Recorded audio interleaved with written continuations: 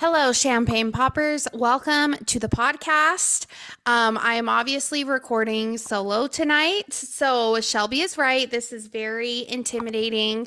I feel very nervous. I feel very stressed. I also have a different background, you'll notice. I'm recording downstairs in my gym because we had a little unfortunate situation happen with our deck rebuild last night. Our ceiling caved in. Not fully, thank God, but it was a disaster. We had a giant rainstorm in Logan. And yeah, there was water all over my kitchen. My ceiling is like sagging down. So Tony is doing work outside and he obviously cannot stop because this is kind of an emergency type situation. So if you hear banging, I apologize. I am not going to ask him to stop because he literally cannot. So I thought if I recorded downstairs that it would hopefully alleviate some of the sound. So I apologize. I also don't have like the best place to record downstairs. So this is like an awkward angle, but it's fine. We're just going to roll with it. And yeah, so here we are. So Shelby is spending time with her family. Her grandma just had her surgery. It went really well.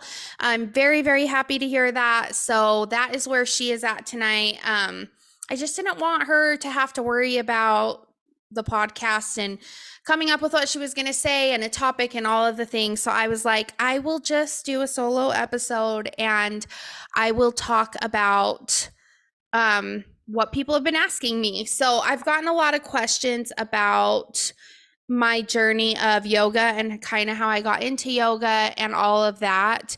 And I have a lot to say this episode. Like always, I feel like I always have a ton to say.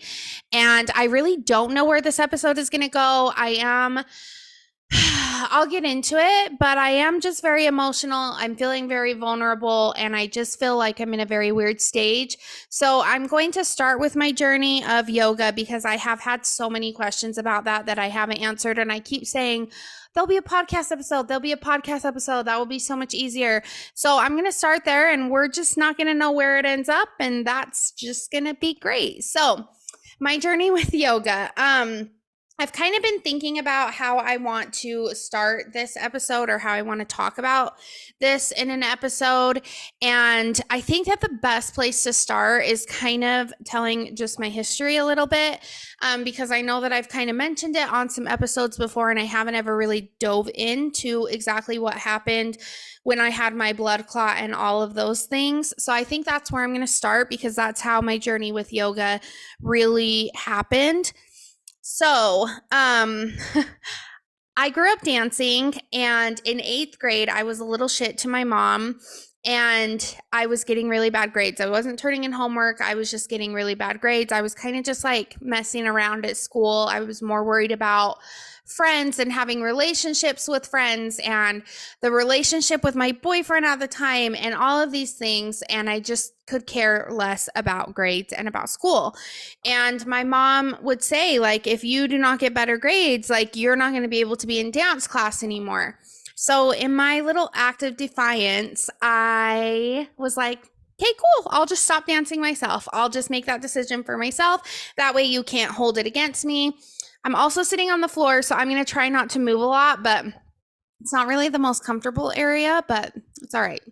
Anyways, I was just like, fine, I'll take myself out of dance. I won't dance anymore. That way you don't have anything to hold against me. That's fine. And I look back at that moment and I'm like, wow, that's really sad that you did that because you really did love it so much, whether I was good or not, which I was not the greatest dancer, but I loved it so much. And that's all that really matters at the end of the day, right? So yeah, that was kind of where I was at. And I just kind of left it for up until I started doing yoga because I just like nowhere really does adult dance classes, and there's just not a good way to get back into dance unless you've grown up doing it and get into a dance company or get into the drill team or whatever it is. So that was kind of where I was at. And then when I was 22, a friend from work invited me to go to a Bikram yoga class. And if you don't know what a Bikram yoga class is, there's not many around anymore. There was a hot minute that Bikram studios were popping up all around the country. And it kind of came out that Bikram, the guy that invented Bikram yoga, was a very dishonest man. He was a huge pervert and he was kind of running a cult a little bit. So, but I went to this Bikram class. This is before everything came out about Bikram. And Bikram yoga is very, very hot. You're in a very hot room. There is just 21 poses that you do, and nothing ever strays from that. The teacher does not practice with you, they just stand and watch you. And these poses are the hardest yoga poses that you can do. It is not beginner friendly. To be quite honest, it's not really even advanced yogi friendly.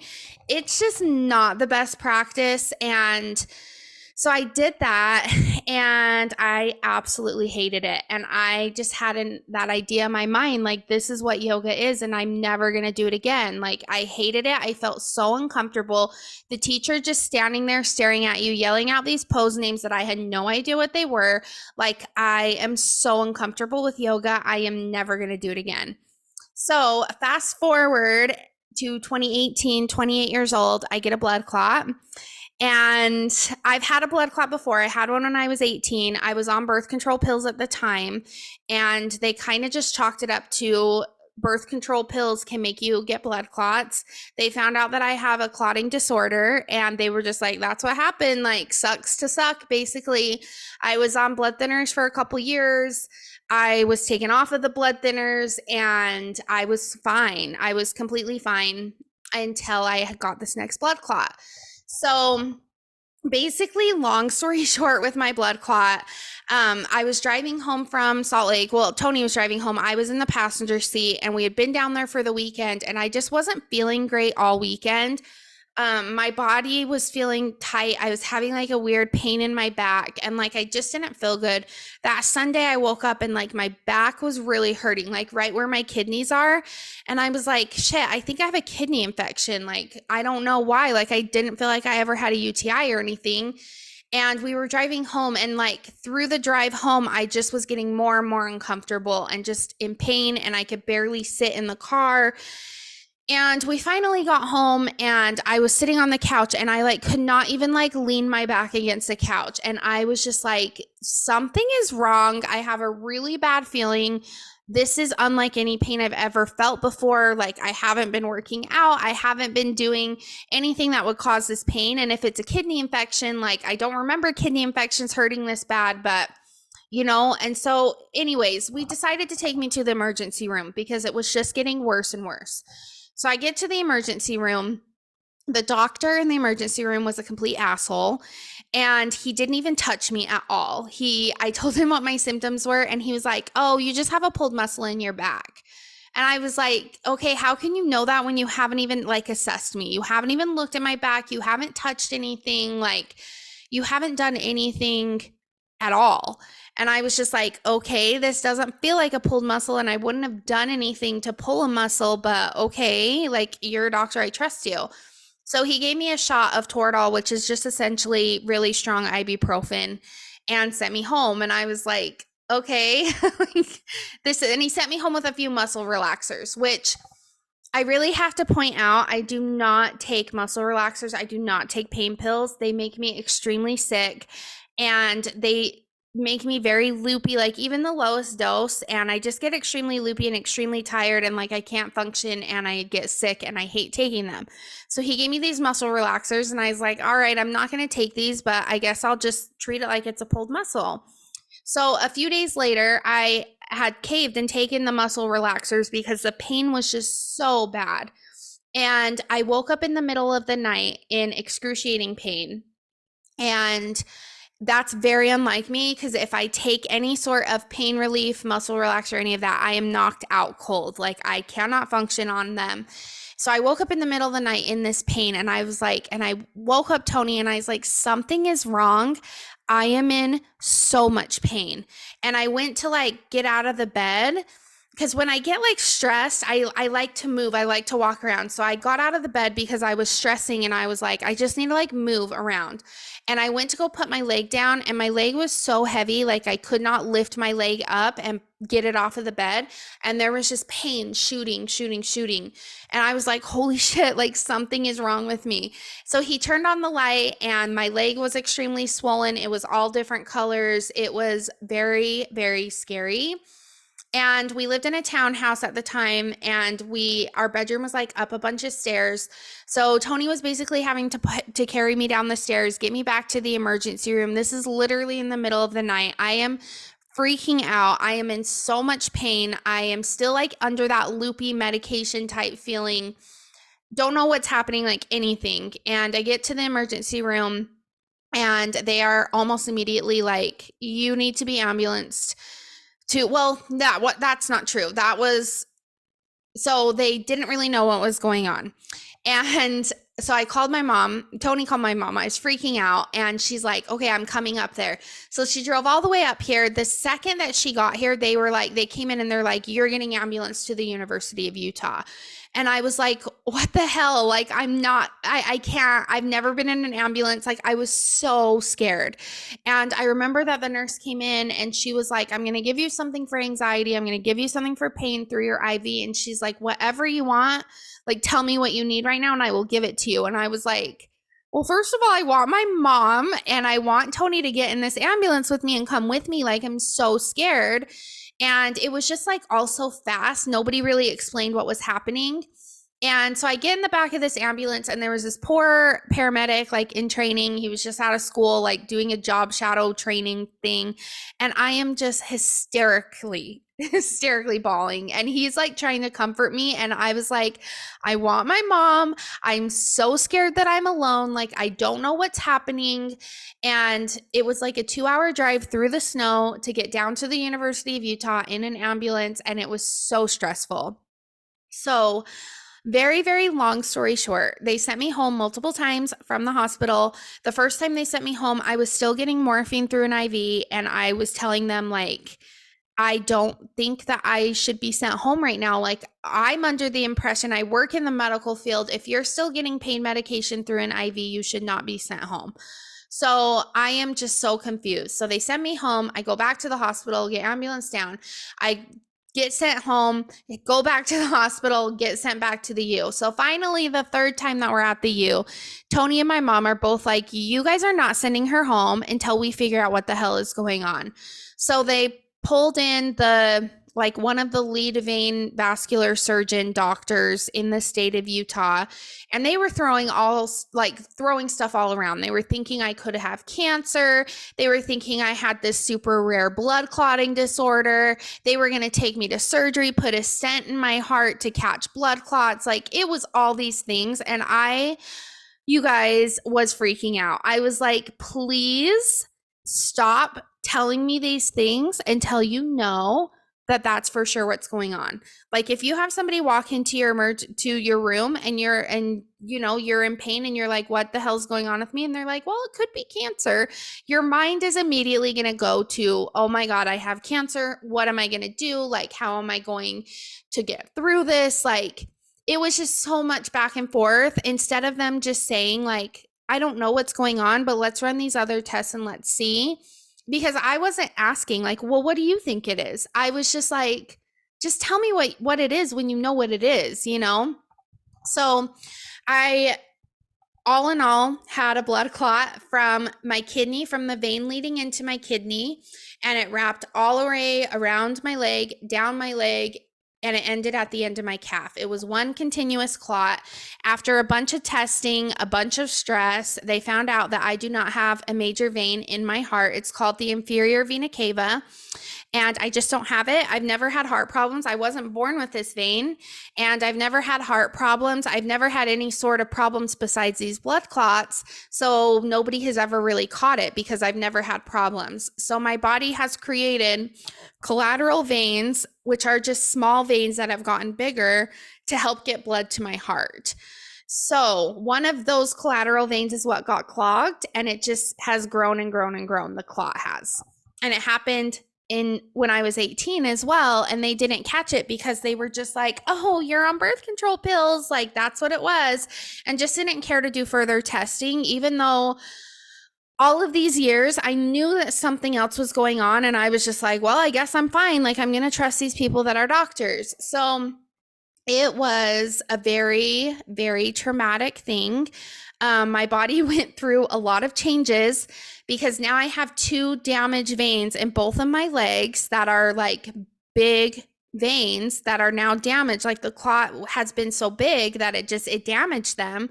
So I have all of these weird varicose veins all over my stomach. I have weird spots on my leg because I get low blood flow. I'm on blood thinners for the rest of my life. And I just felt like I wasn't listened to, and I feel like I was ignored, and I feel like they were treating me like I was a drug seeker and that I was just being super dramatic. That's how I felt. And then when they actually figured out what was going on, you could tell that everybody felt kind of stupid for thinking that I was just being a baby, because I wasn't being a baby. Like there's actually something seriously wrong. So I started having really bad panic attacks after this and really bad anxiety. And like looking back of my 32 years of life, I've always kind of struggled with anxiety. I just didn't really know or understand that that was what was going on, but it got 20 times worse after this. Anytime I got any sort of a thought of being sick, I would have a panic attack, and I would think I'm going to be back in the hospital. I'm going to be back in this limbo phase of not knowing what's going on, like all of these things. And so I was telling my therapist about it, that I was just like, I have no idea what's going on with me, but I am a wreck and I can barely function with this anxiety and with these intrusive thoughts that are coming in my mind of that I'm going to die in my sleep and I'm going to be stuck in a hospital and I'm going to be made to feel like I'm less than. So she diagnosed me with PTSD, which once she talked to me about it and once she explained all of the symptoms and why it was PTSD, it made so much sense. Because when she first said PTSD, I was like, you think about that with people who have been in war or people who have been sexually assaulted, like that's kind of where your mind goes with PTSD. You don't think of that in the medical realm, but it totally is what it is. And I was getting like these crazy intrusive thoughts that I was going to die in my sleep and that I was going to have this blood clot break off and go into my brain and I was going to die and it was going to be painful, or that I would be a vegetable on a coma. Like all of these, every single bad thought that I could have had, I had and had a panic attack over. So once I got diagnosed with that, everything made a lot of sense. And I'm not a big medication person. I am on obviously medication that I have to be on. There's nothing I can do about that. I am not against medication, just for myself personally. I don't like to take it unless I have to. So I will try everything else before I try taking medication. So I got back to work. I was off of work for probably about 2.5 months after this blood clot during the whole situation.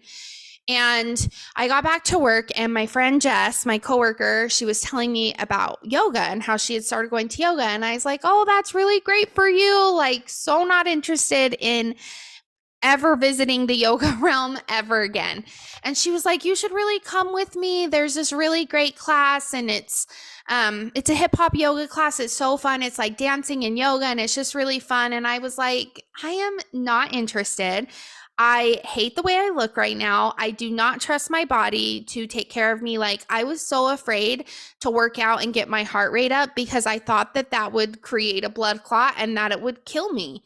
And so I was just like, I am so not interested in this. So she kept pushing and she kept pushing and she kept pushing and was just really persistent. And I was finally like, I will go with you if you just stop asking me to go. Like I will give it a shot, but I'm not going to enjoy it and it's going to be very difficult for me. So I went to this class and it was a hip hop yoga class. It was really fun. And at one point of the class, it was in the hot room. So the lights are off, just the heat lamps are on. And at one point of the class, the teacher turned off all of the lights. And she said, I just want you guys to move your body in whatever way feels good. I don't want you to worry about what your neighbor's doing. I don't want you to look at your neighbor. I want you to close your eyes. I just want you to move your body in whatever way you want to. And I was like, this is so weird, but okay, I will give it a shot. I'm here. I will try it. So I tried it, and halfway through the song, I had to run out of the room because I just started crying so hard. And I was like, I went to the bathroom and I felt this release that I really needed. It almost felt like a big cinder block was moved away from my heart and my mind, and it felt so good. And it was like I had a little bit of trust for my body again. I had a little bit of trust for my mind, my soul, whatever. I just had that little bit more trust. And I was like, oh my God, like maybe there's something to this. So I started, sorry, I keep going out of frame.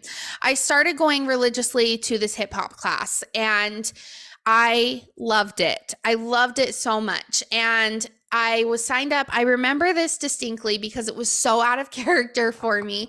But I was on a walk. I was on a walk around a park, and I was signed up for the hip hop yoga class the next night. And Heather, the owner of the studio, she texted me and she's like, hey, I just wanted to let you know the teacher that teaches the hip hop class, like she had a family emergency. She's leaving.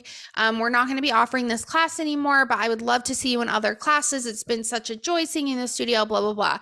And you guys have no idea what came over me, but I responded back and I was like, oh my gosh, that sucks so bad. Like, this is my favorite class. And I was like, I am not a yoga teacher. I'm not certified, but I'd be more than happy to teach this class if you want to keep it on the schedule. And I sent it and I was like, who am I? Why did I just say that? That is so weird. And I got home and I told Tony, I was like, I have no idea what I just did, because Heather responded and she's like, that would be so great. Like, can you come meet with me early tomorrow? And I got home and I told Tony, I was like, I do not know what I just signed up for. Like, that was so weird. That was so out of character for me.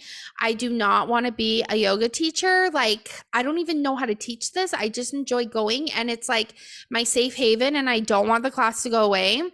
And he was like, well, why wouldn't you teach it? Like, you go all the time. Like, at this point, I've been going for like 4 or 5 months. Like, it had been a while.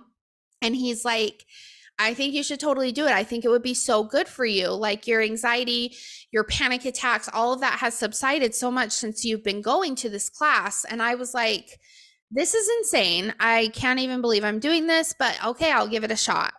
So I went and I talked to Heather, signed up to teach the class, which is still so crazy to me. And I loved it. I loved creating the playlist. I love creating the moves and the flow and all of the things. Like, I loved it so much. And that's kind of what started getting me going to regular yoga classes, because I had talked about like the Bikram classes with Heather, and she's like, Bikram yoga is bullshit. And you need to try like just a regular yoga class, because Bikram is not where it's at. And yoga is nothing like Bikram. Like, it's a shame that Bikram even says that it's yoga. And so I started doing regular yoga classes, and I was just shocked by the amount of peace and calming my brain down that I got when I was doing yoga.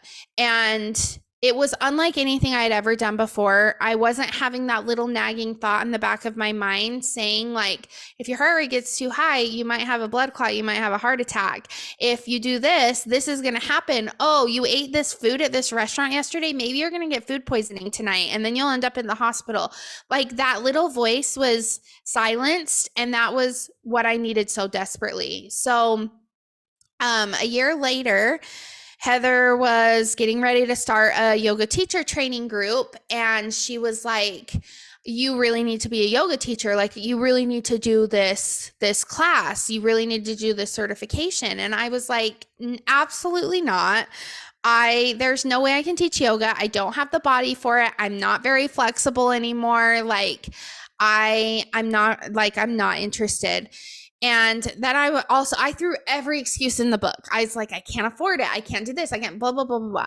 And she was like, every body is a yoga body. And with the finances, like, we'll figure it out. You can work at the front desk to pay it off. You can make payments. Like, and she was just like, you're making excuses. And I really feel like you need to do this. And I got home, talked to Tony, and I was just like, I don't know, man. Like, this is just, it's too much. It's not anything I ever wanted to do. Like, it just seems really weird for me. I'm still super uncomfortable with my body and the way that I look. And I could not even imagine being in front of a class full of students looking the way that I do and trying to teach them yoga. Like, that is so uncomfortable to me. And he's like, take a few days, sleep on it. We'll revisit this again, but I really think it's something that you should do. And I was like, I don't know, man. So long story short, I ended up doing it, obviously. And it feels like it is my purpose on this earth. And that sounds so crazy, but I have never felt like I was meant to do anything more than I was meant to teach yoga. And I don't really know why, and I don't really know where my yoga journey is going to lead me in the future. But for right now in my life, this is exactly what I am meant to do. And I am so thankful for it being in my life. I can't even explain. It's the thing that fills my cup. It makes me happy. It brings me joy. It makes me meet new people. And it's such a calming, peaceful space for me to be in. And it's so healthy for me. And I'm very glad that I had the pushings that I had to do it. And I'm glad that I overcame my what ifs and my fears of doing it, because I don't know what I would be doing if I didn't teach yoga. So that's kind of my journey with yoga and kind of the crazy way I got into it. So something that has really kind of been nagging at me since yesterday, which is very fast, but there's this podcast that I listen to. It's called Wake Up with Wesley. If you don't listen, I highly, highly, highly recommend. She is absolutely amazing. And she finally came back with her second season after taking like a year and a half, 2 years off. And she explains why she was taking the time off. And it freaking hit me like a ton of bricks, and I cannot stop thinking about it. And it's something that I really feel the push and the need to talk to you guys about. And it just made everything that's going on in my life right now make so much sense. And yeah, so anyways, let's get into it. So she talks about the goo phase, which sounds absolutely disgusting, and it is disgusting, but it's the phase of, so she talks about butterflies, and it's the phase when the caterpillar is in the cocoon, because you've all heard about like caterpillars getting into the cocoon and going through this huge transformation and coming out as a beautiful butterfly. And a lot of people do like, what's the word I'm looking for? Like those things that they compare to like real life. I can't think of what the word is. But anyways, nobody talks about what happens in that cocoon, and that's called the goo phase. And it's where the caterpillar really melts itself down into complete goo, will eat parts of itself to completely transform into something beautiful. And a lot of the time in the cocoon is spent in this goo phase, but people don't talk about that a whole ton because they just focus on the before and the after. They don't talk about the middle. And it made so much sense to me because it made me realize that I am 100% in my goo phase right now. And it was a very tough love episode, which you all know I really appreciate a good tough love slap in your face talking session. And that's exactly what it was. And I was just like, holy shit, like this sums up every single thing that I have been feeling right now. And I just did not have the words to explain what is going on in my brain. And I don't know, it was just like the craziest episode. I was bawling throughout the whole thing because the reason why I love podcasts so much is because people talk about things and you just feel like you're not alone. And I think that that is so important, to not feel like you're alone in these scary, yucky, gooey, messy stages. And if I hadn't listened to that podcast, like nothing would have made sense to me on where I'm at in my life and why I'm feeling what I'm feeling. So I was just thinking like where I wanted to take this episode last night, and like kind of what I wanted to talk about and how to even like put into words what all I've been thinking. And I think just basically I have no fucking idea where my life is going. I have no fucking idea what the future looks like for me. And that is absolutely terrifying to me. And it is really compounding on me to the point that I feel like I'm about ready to snap. And I'm glad that I realize kind of what's going on before I get to that place that I lose my shit. And I've kind of already like started losing my shit a little bit, but like I'm not to that point of like complete self-destruction, have an affair, have a minor alcohol problem, have all these things. I'm not to that point, and I don't think I'd ever obviously get to that point again because I've done so much work, but it's scary to have those kind of those feelings of like, I have no idea what direction things are going. And nobody talks about that. So I am just going to get really vulnerable with you guys and kind of explain what I'm meaning by all of this, because I know that I'm not the only one going through these feelings, and I know that I'm not the only one who feels this way multiple times in their life or one time in their life. And I just really feel like it needs to be talked about that sometimes you're just not okay. And I feel like that right now. Like, I just feel like I'm not okay. And I know that I will be okay in the future. But right now, it just is in this weird in-between phase. I just have no idea what the future looks like for me.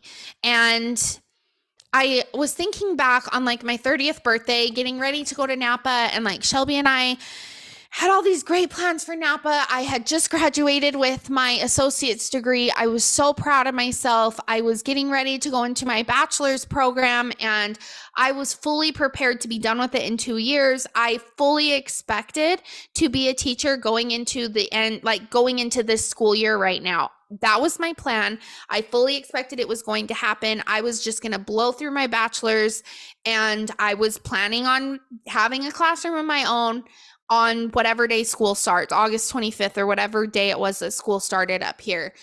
And that was my plan. Went to Napa, went into this next decade of my life saying like, I have my shit figured out. I have spent my entire decade of my 20s without figuring my shit out and having no idea what my future looked like. And I'm going into this new decade having everything figured out, and everything's going to be great.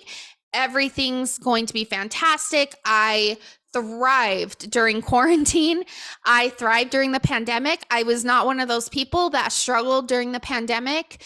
There were a few times that like I struggled a tiny bit, but overall it was very good. It was very healthy for me. And I'm very fortunate in that, because I know that that's not a reality for 90% of people.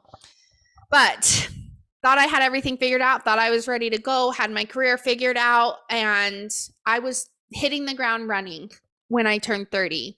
And then a month later, my dad died. And I thought I had grieved his death. I truly believed that.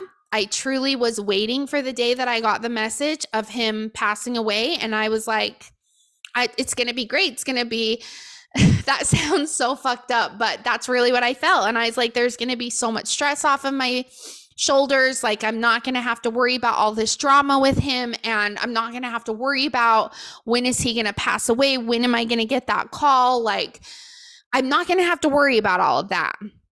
And I got the message and it broke me. And I was not expecting that at all. And I feel like that threw a giant wrench in my plans and in my motivation, whatever you want to call it, because as much as I thought I had worked through a lot of things with him, it was actually a very small sliver of things that I had worked through with him. And there was a lot of shit that I was ignoring, and he was gone. There was no way that I could confront him. There was no way I could talk to him. There was none of that. And that was very, very, very stressful for me to not have any way to confront these demons, to close this chapter of my book. And I thought that I had already done that. And then when I realized that I hadn't even begun, I was like, well, what the fuck am I supposed to do now? Like, he's dead. He's gone. There's nothing I can do. And so that's when things kind of started changing a little bit for me. And I tried to act like I was fine. I tried to keep it all together. I tried to go through this grieving process that I had no idea how to even navigate, because our relationship was so toxic and he was such a toxic human being that it's crazy that I find comfort in the little messages that he sends me, because I essentially hated the man when he was here, which is awful, but he wasn't a good person on earth. And I feel like he's making up with that, making up what he did on earth through spirits and his soul and whatever, which that's a whole different conversation for a different day. But anyways, at the same time, I had my cousin living with us from Oregon, and he was going through a really hard time. And I truly, truly thought that I could help him. And I put my heart and my soul into helping him. And when it didn't work out and things went really bad, I was absolutely heartbroken. And I felt like I had failed, and I felt like I'd failed really, really hard. And that was very hard for me to accept and deal with, that he wasn't ready for what I was trying to throw at him, that I was trying to do too much. And he was in no way, shape, or form ready for that. And that's okay. And I had to be okay with that. And I realize now, like, it's okay that he wasn't ready for that. He has to go through his own journey. But I have this really bad habit of trying to force things out of people, because I know that they can do better. I know that they can do these things that that make them better. And that's a bad habit of myself. My therapist assigned me this assignment, and she called it the pinks that go to blacks. And there's beautiful things about you that are this beautiful shade of pink. But if you look at them very closely, and if you overwhelm yourself with them, I don't even know how she really explained it. She explains things so much better than me. But your biggest strengths can also be your biggest weaknesses. So they can be your beautiful pink, vibrant shade that's so pretty, but it can fade into a black, because it can also be a very strong weakness of yours. And as big of a strength as it is to push people to be better, and to want people to be better, and to see the potential in people, that's also my biggest weakness, because I push people and I get upset and I get frustrated with them when they don't do things that I know that they should be doing, or they don't do things that I know will help them. And I've had to take really big step backs and be like, you can't push people when they're not ready for it. Like, there's only so much people can do, and you can't push it. You can't force people to do these things. And that was the problem with my cousin, is I was expecting too much from him, and he was not ready for it, and he folded, and that's fine. But that was very hard for me to accept, because that was a big slap in my face of, you did too much. You did way too much. You expected way too much, and you lost your shit. You lost your mind. You got angry and you got frustrated, and that was not the way to react to things.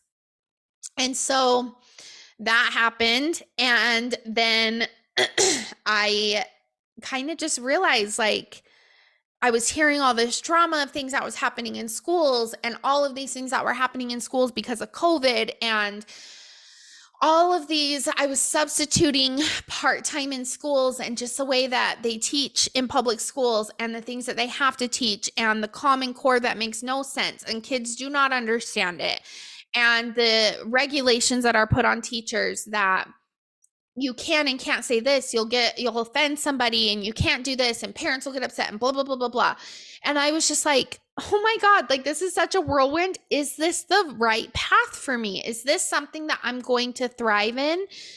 Because I don't know if I'm going to thrive in it. Like I don't know if I'm going to thrive in it because it's so much. And I already feel like I have to be so careful with what I say, like on social media, at work, with friends. Like you never know who you're going to offend with what you say. And honestly, my humor is very crude. I think that disgusting, crude things are very funny. And I don't mean any harm in it. I just have a very weird sense of humor. So I already kind of have to like watch what I say, watch what I do around certain people. And I was like, how can I go to work and thrive and be the best teacher I can be when there's so many regulations put on teachers and teachers can get in trouble for every little thing? And I was just like, is this what I'm subjecting my life to? I also am extremely burned out with school. I started getting my associates when I turned 25 and I have gone to school. I took one semester off and that was the summer semester. I graduated with my associates in May, the beginning of May. And I started my bachelor's the 1st of August. And that's the only break I've had from school was that short few months. And I'm extremely burnt out. And I don't care what anybody says. I think school is the hardest fucking thing that you will ever do in your entire life. Unless you are a genius and school comes very easy to you, it does not come easy to me. And that was one of my biggest driving forces of being a teacher is I wanted to be there for students like me who struggled and who don't understand. And I feel like there's just not enough good teachers in the world. And I wanted to be one of those good teachers. But I am so burnt out with school. I absolutely hate it. It literally, I think at this point, I would rather stick forks in my eyeballs than do homework or take another test. Like I am truly just over it. I am over school. And so that was kind of happening that I was just like, well, if I don't be a teacher, what the fuck am I going to do? Like, I have no plan B. Like, this is my plan. This is what I was expecting to do. I was expecting to fast track it. So I had this weird pressure on myself of that I had to complete all these classes every term and I had to be done by August of 2022. I had to be ready to go, employed by a school, have a classroom set up, have curriculum built, have all of these things by this point of my life. And it was scary to think. And no, I knew that it was not going to be a possibility because it was too much. I was doing way too much. I was also getting my 300-hour yoga certification in therapeutic yoga, which is a lot. And it's a very intense course. 300 hours of yoga is a lot of yoga. It's very intense. So I was doing that at the same time as doing school, working full time, doing all of these things because I have the bad habit of doing too much. I do too much. And it was a lot. And it kind of started to break me. And then I feel like all of a sudden Gypsy got really sick. And I knew it was coming, but I didn't know it was coming. I think that looking back on these last couple months, I think that I had really convinced myself that she was just going to live forever. Like it started out as a joke. The people would say like, what are you going to do when Gypsy passes away? Like she's your baby, blah, blah, blah. And I was like, ha, ha, ha, joke's on you. She's never going to die. She's going to live forever. And I really, truly think that I had convinced myself that like everything was going to be fine with her. And then all of a sudden she got sick and I was just like, holy shit, I cannot handle this. So, and then my uncle got diagnosed with ALS and that brought a whole different realm of emotions and it brought back a lot of the feelings of the PTSD and it brought just a whole nother level of things of not knowing what I should do, if I should get tested for the gene, if I should enroll myself into studies so I can help find a cure for this, if I have to watch one of my sisters suffer from this. Like it was a mind fuck. Honestly, it was a mind fuck. And so we went on the cruise in July. And I was a shell of a person because I was maxed out. I was so maxed out. And there was one night I couldn't hang. I was not fun on the cruise. I will fully admit it.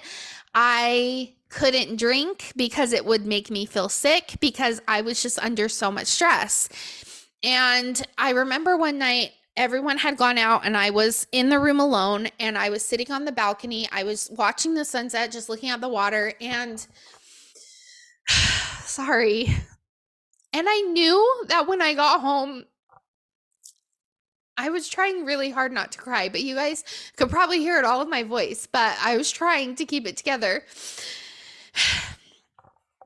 I knew when I got home that I was going to have to put Gypsy down. There was no doubt in my mind, and it kind of just hit me like, you have to deal with this. Like, this is going to be your reality when you get home, and you have to accept that this is your reality.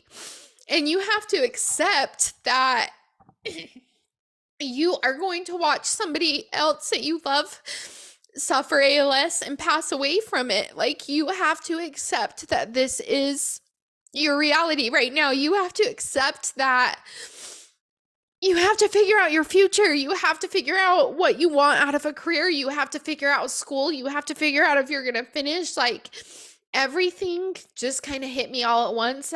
Like, this is the reality of my life right now. And I have to face it. I have to stop running from it because the more I run from it, the harder it's going to be to move through it. And so that really just hit me on that balcony. And I was just like, I can't do this. I can't go home and make this decision, play God essentially for my dog. Like, I can't do that. And it sounds so silly, but like, I don't have children. My dog was my child. We had her for 14 years. Like, she was our child, and her passing away is one of the hardest things that I have ever been through, ever had to experience. And I hate that death is a part of life. I hate it so much. I think it is not fair. And I'm trying really hard to find the beauty in it, because there is the beauty on the other side of everything that's not beautiful. And I'm trying really hard, but it's really hard. It really is hard. And, oh gosh, sorry. See, I told you I'm a wreck right now. Seeing my uncle sick and seeing like the way that he walks, like how my dad started to walk when my dad got diagnosed, it's really hard. If you have never seen anybody pass away from ALS, you are extremely lucky. And I envy you, because seeing somebody pass away from this and seeing their body just deteriorate and their mind be fine is really hard, because ALS does not affect your brain at all. It affects your body, and your body seizes up and you can't move, but your brain is fine. Your brain is fully functional and knowing what's going on. And it is the most terrible disease, and there's nothing you can do. There is absolutely nothing you can do. Once you get diagnosed, you don't know how fast it's going to progress. You don't know how fast you're going to pass away. Like, it's full of unknowns. And my biggest fear besides loss is the unknown. I have to have a plan for everything. And that's really what I'm working through in therapy right now, is getting comfortable with the unknown of things. And yeah, anyways, my life is just full of a lot of unknowns right now, and it's very scary. And I really am just living in the present right now, which is insane, because I have no idea what is going to happen in the future. And from what I have realized these last 2 years is, even if you plan for the future and think you have your shit figured out, if you think you're heading into your 30s and it's going to be the greatest decade of your life, probably most of what you have planned is not going to go as planned. Like, you need to be flexible in life and what life brings you, and all of the yucky, gooey, disgusting parts of this goo phase that I am in. And so I am literally just taking it day by day. I wake up in the morning and I am like, I don't know what today is going to look like. I am just going to honor my body. I'm going to honor my mind where it's at. I have my things that I do every day. Teaching yoga is a very happy, healthy thing for me to be doing. And maybe my future is in yoga. I don't know. But I do know that I'm in a very healthy spot with teaching yoga. And I think that my past self was setting me up for this future self, because that is truly one of my saving graces, is knowing that, yes, it seems insane how many yoga classes I teach a week, and it's insane. I fully understand that. My body and how my body feels fully understands that it's insane that I teach so many classes a week. And I get it, but it brings me so much joy and it really fills up my cup. And moving my body also, and every day that looks different. I would love to say, like, on Mondays and Tuesdays and Wednesdays I do arms and legs and blah blah blah, and then on this day I do a Peloton ride, blah blah blah. Like, I would love to say that I'm not organized, but in reality I'm not. I do what feels good to me every day, and some days that's just yoga. Today I just did a Peloton ride and it felt amazing. Yesterday the day before yesterday I lifted weights and it felt great, but that was what I felt like I could do that day. And some days I literally can't do anything, and that is okay. I meditate every day, and that's very important. That is what can ground me every day and really set myself up to listen to my body, to listen to what my soul is telling me that I need to do for that day. And I'm just taking it day by day. I am truly just taking it day by day. And this goo phase that Wesley talked about in our podcast yesterday really just summed everything up that I've been feeling the past year and a half, 2 years now, I guess. It just summed everything up. And it is so important to talk about the things. Find somebody that you trust, whether it's a therapist, a friend, a parent, a sister, like whatever it is.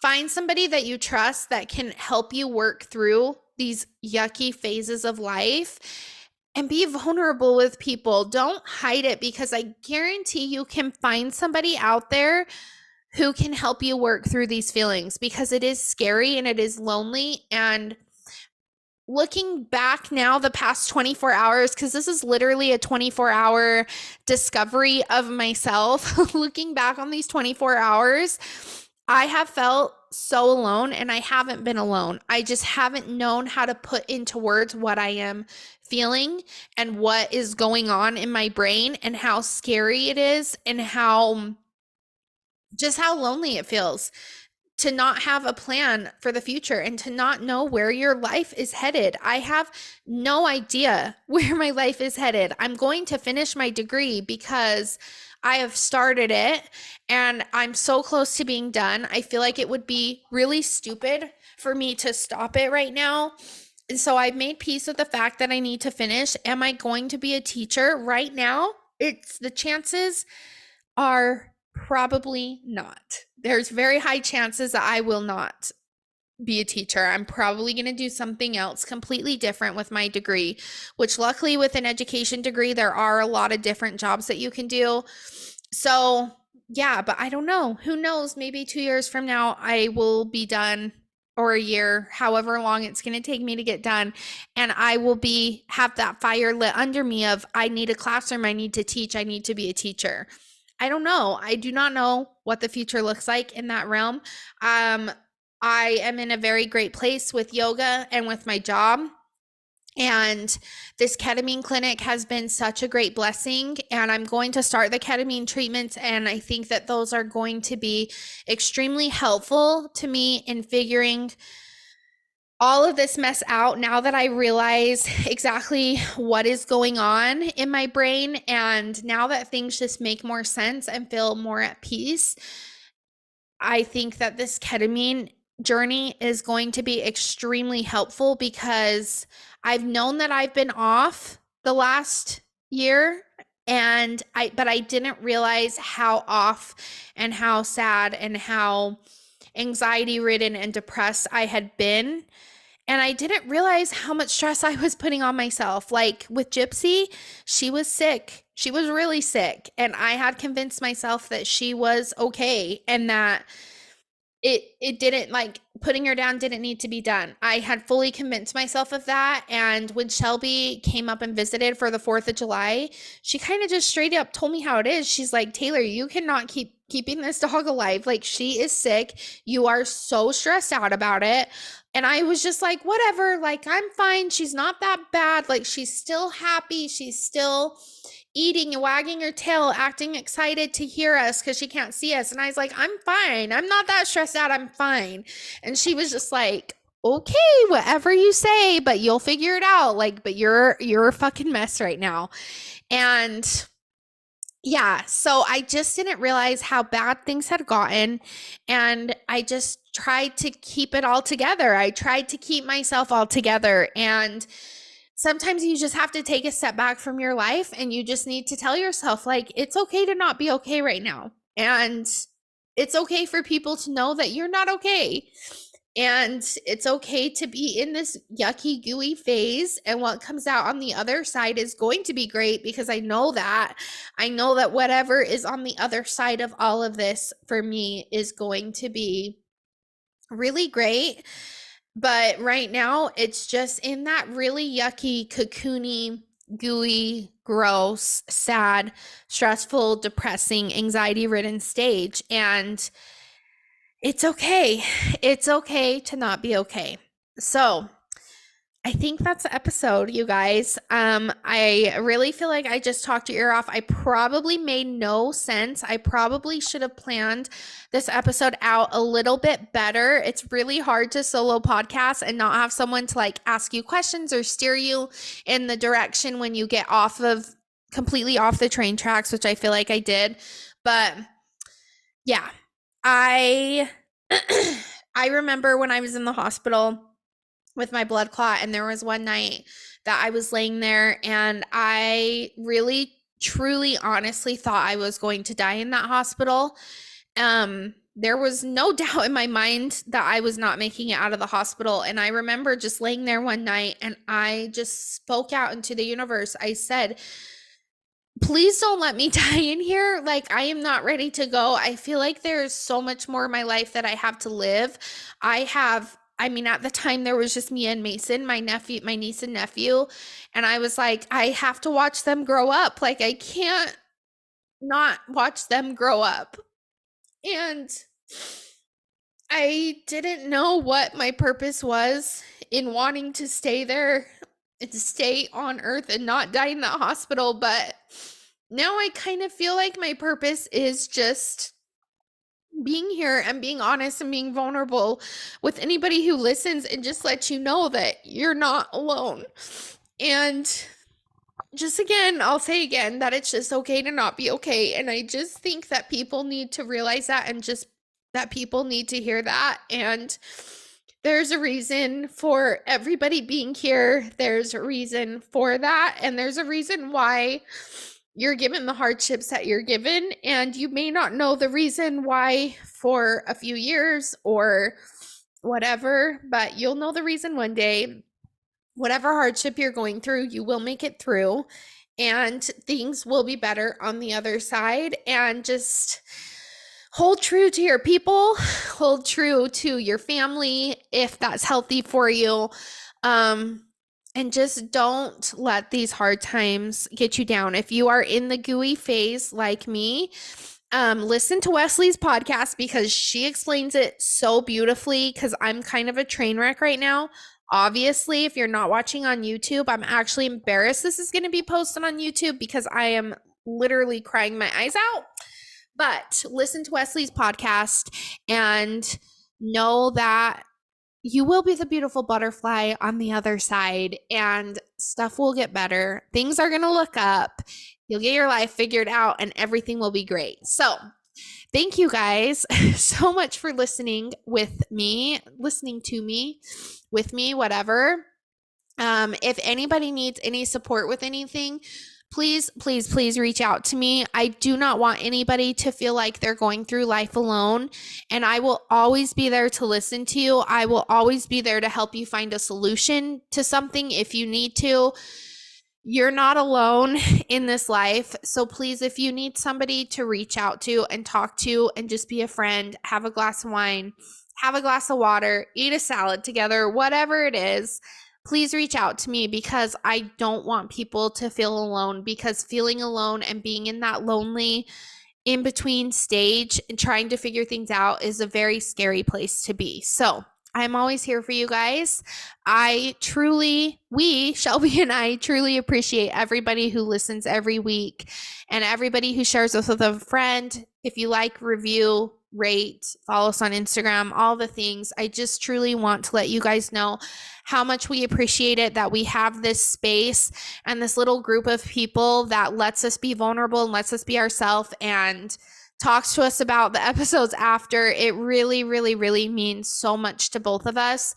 So thank you guys so much for listening, and thank you for listening to my blubbering mess right now. I hope that you have a great week. We will be back together next week with a fun episode and slowly getting back to our fun, silly selves, and where you can listen to our episodes and laugh. So have a great week, you guys. We'll see you next time.